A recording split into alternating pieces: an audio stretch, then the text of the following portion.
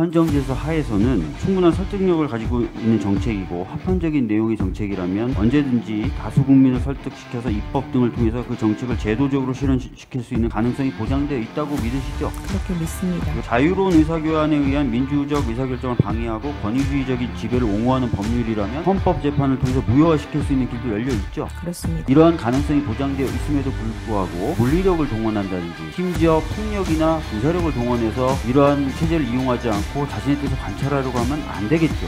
원칙적으로는 그렇습니다. 제가 방금 읽어드렸던 내용이 현재 결정인데요. 이런 가능성, 이런 제도가 보장되어 있기 때문에 물리력을 행사해서는 안 된다. 대통령이 생각하기에 이거 뭐 야당이 국가보안법을 폐지하려고 하는 것 같아. 느낌상. 그럼 군사력을 집어넣고 국회에. 선관위가 좀 이상한 것 같아. 군사력을 집어넣고. 이렇게 해도 되나요? 안 됩니다. 절대로 안 되죠. 이런 짓을 한 거예요. 후보자님, 우리가 1987년 이후에 갖고 왔던 헌정질서 하에서는 충분한 설득력을 가지고 있는 정책이고 합헌적인 내용의 정책이라면 언제든지 다수 국민을 설득시켜서 입법 등을 통해서 그 정책을 제도적으로 실현시킬 수 있는 가능성이 보장되어 있다고 믿으시죠? 그렇게 믿습니다. 그렇게 믿으시고 자유로운 의사교환에 의한 민주적 의사결정을 방해하고 권위주의적인 지배를 옹호하는 법률이라면 헌법재판을 통해서 무효화시킬 수 있는 길도 열려 있죠. 그렇습니다. 그래서 민주적인 공론 과정을 통해서 토론이나 이런 것들을 통해서 제도가 만들어지거나 개선될 수 있는 가능성이 충분히 보장되어 있고 이러한 가능성이 보장되어 있음에도 불구하고 물리력을 동원한다든지 심지어 폭력이나 군사력을 동원해서 이러한 체제를 이용하지 않고 자신의 뜻을 관철하려고 하면 안 되겠죠. 원칙적으로는 그렇습니다. 네, 맞습니다. 제가 방금 읽어드렸던 내용이 어디서 나오는 내용이냐면 통합진보당 해산 결정에 대한 헌재 결정례인데요. 이런 가능성, 이런 제도가 보장되어 있기 때문에 물리력을 행사해서는 안 된다. 근데 물리력을 행사하려고 했었다라는 취지로 판단을 쭉 해나가고 있습니다. 물론 이 결정례의 내용 자체에 대해서 여전히 동의하지 않는 분들도 계시지만 적어도 이 문구에 대해서는 아무런 이견도 존재하지 않을 거라고 생각합니다.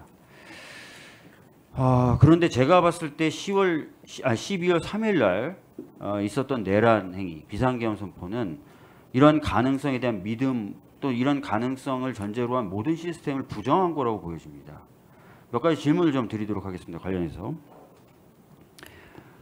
어느 정도 알고 계실지 모르겠지만 자, 22대 국회, 지금 국회입니다. 지금 국회에 국가보안법을 폐지하려는 국가보안법 폐지 법률안이 발의된 게 있습니까? 제가 거기까지는 알아보지 못했습니다. 네.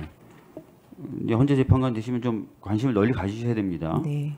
현재 22대 국회에 국가보안법을 폐지하기 위한 국가보안법 폐지 법률안은 하나도 제출된 게 없습니다. 자, 그런데 윤석열 씨는 국가보안법 폐지를 시도하고 있다, 국회가. 이렇게 얘기하고 있습니다. 상황과 배치되는 말 맞죠? 만약에 그 사실이 맞다면은 네. 배치되는 것으로 보입니다. 네. 자, 그 다음에 외국인을 간첩으로 처벌할 수 있는 간첩죄에 대한 형법 개정안은 올해 11월 13일 날 법사위 법안 소위에서 여야 합의로 통과돼서 현재 전체 회의에 계류 중에 있고요. 더불어민주당 의원을 포함한 야당 의원 5명이 동일한 취지의 법을 발의한 바가 있습니다. 간첩죄 조항을 수정하려고 했지만 거대 야당이 완강히 가로막고 있다. 완강히 가로막고 있으면 여야 합의로 법안 소위 통과됩니까? 저희가 숫자가 훨씬 많아요. 막으려고 하면 막죠. 합의해서 처리했다. 저희가 완강히 막은 겁니까? 이게 문장이 되는 겁니까? 어떻게 보세요? 개별적으로 쪼개서 물어보는 거예요. 예, 하나하나 사실관계를. 말씀하신 사실관계가 맞다면 그렇게 평가하기는 어렵겠죠. 그렇죠. 자, 선관위에 부정선거 의혹이 있어요. 그러면은 그런 의혹에 대해서는 제가 생각하기에 1차적으로 선관위가 자체 점검한다. 감사원이 감사한다. 다른 국가기관이 크로스체크한다. 그래도 안 되면 수사기관인 경찰이나 검찰이 압수수색을 한다든지 수사를 통해서 진상을 규명하겠죠. 국방부 장관이 병력을 투입해서 이 진실을 밝혀야 된다. 우리 헌정질서에서 이게 맞는 말입니까? 부정선거 의혹이 있으니 군사를 투입하겠다. 수사도 안 했고 그죠? 그다음에 심지어는 다른 여러 국가기관이 검증해서 아무런 문제 없다고 보고를 올렸음에도 불구하고 나는 못 믿겠으니 군사력을 투입하겠다. 국방부 장관이 검사해라. 아까 말씀드렸던 우리가 갖고 왔던 헌정질서에서 이게 허용되는 해법입니까? 일반적으로는 연관성을 찾기 어려울 것 같습니다. 다만 그 대통령 측에서 이후에 재판에서 그 연관성에 대해서 해명하는 주장을 내거나 증거를 내시면 또 다른 판단도 뭐 가능하지 않을까 싶습니다. 저는 이렇게 생각해요. 아까도 제가 말씀드렸지만 합헌적으로 해결할 수 있는 다양한 수단을 갖고 있는 경우에 그걸 다 소진하고 나서도 도저히 안 될 때 생각해 볼 만한 것이 군사력을 투입하는 겁니다. 그런데 제가 방금 말씀드렸잖아요.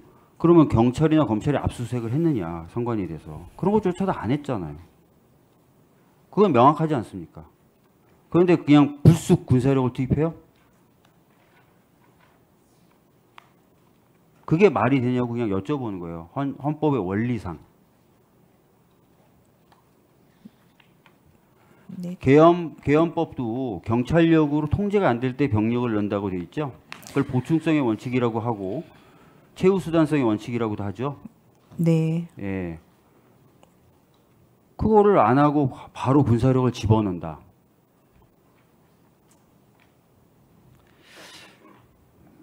그럼 앞으로 대통령이 생각하기에 어휴 이거 뭐 야당이 국가보안법을 폐지하려고 하는 것 같아. 느낌상. 그럼 군사력을 집어넣고 국회에다가.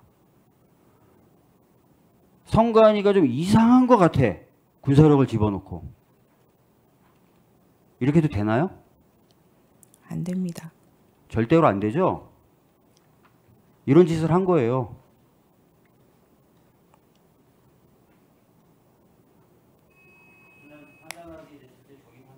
예, 1분 더 드리세요. 이제 헌재 재판관이 되시면 이 사건을 맞닥뜨리게 될 건데요.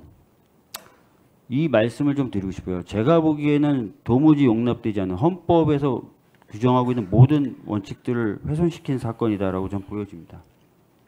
그래서 제가 지금 쭉 말씀드렸던 것들 염두에 두셨으면 좋겠고 그날 제가 느꼈던 느낌도 좀 말씀을 좀 드리고 싶어요.